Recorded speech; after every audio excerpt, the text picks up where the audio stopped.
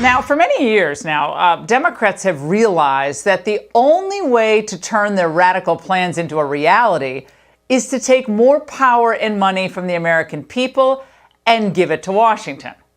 They want control over almost every aspect of your life.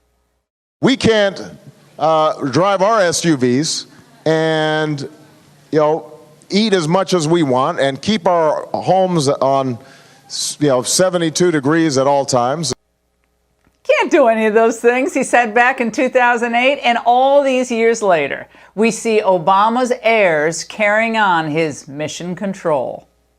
In the same way that we have taxed cigarettes, we're going to have to tax carbon. We have to take combustion engine vehicles off the road as rapidly as we can. Would you support changing the dietary guidelines? Yes. Reduce red meat specifically? Yes, I would.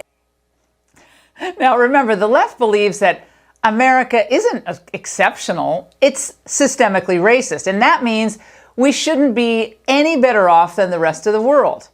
So the Greeniacs saw an opening when the global economy due to COVID cratered last year.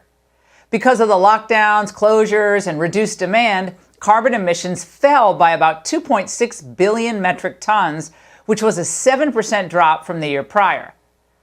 Climate change activists who ignored or dismissed the human suffering caused by these draconian COVID rules were positively giddy.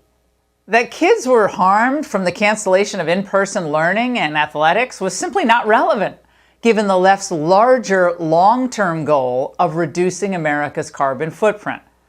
So they saw COVID as an opportunity to advance the interests of a global climate bureaucracy. Their pet media marveled about the environmental benefits of lockdowns, again, ignoring human suffering. If there is a silver lining to this crisis, it's visible in the skies above China. All of this inaction, while causing so many humans problems, has actually proven to be quite good for Mother Earth. Falling pollution levels brought about by lockdowns may have been shining an impact on sunshine. Wild animals are now roaming city streets. How do we make sure these pollution levels don't rebound?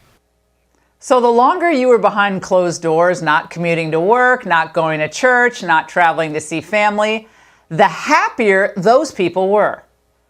But having a free country means that individuals are making their own risk assessments according to their own risk profiles.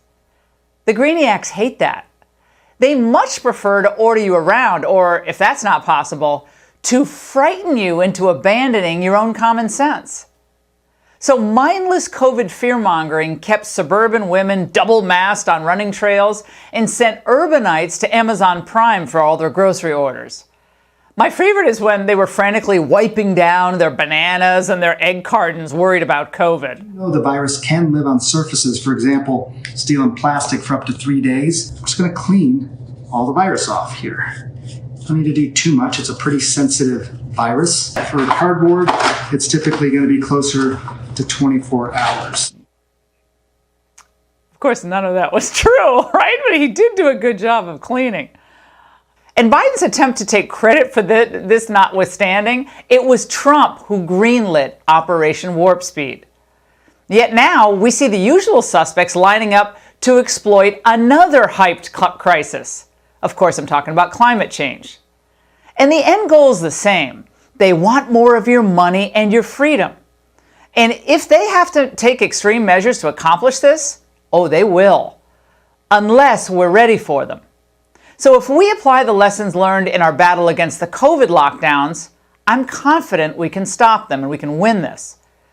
Now, if you think the forces propping up Biden aren't thinking about declaring a climate emergency in some form during his first term, you haven't been paying close attention. A report released yesterday by the International Energy Agency gave us a sneak preview of what might be coming. And of course, the lockdowns gave them the perfect roadmap for how to exert control over the population. Don't take my word for it, they admit this. The COVID crisis demonstrated that people can make behavioral changes at significant speed and scale if they understand the changes to be justified. Now, will we be ordered to stay at home because of the climate? Well, perhaps not. The left is rarely that straightforward.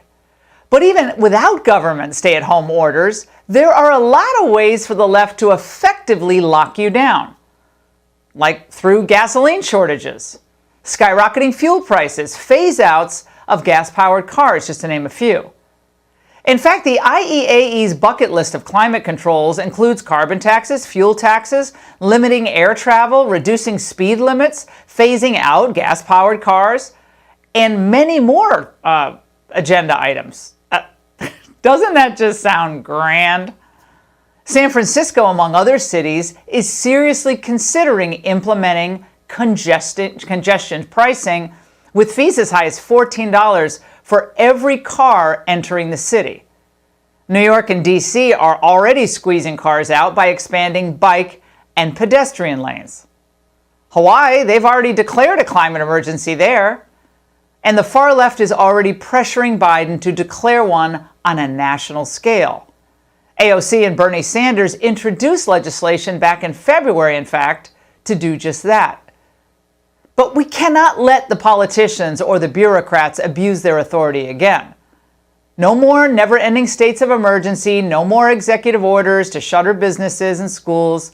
If governors or mayors want more authority, then they should ask for the voters to approve that. Pass a law the old-fashioned way through the state legislature.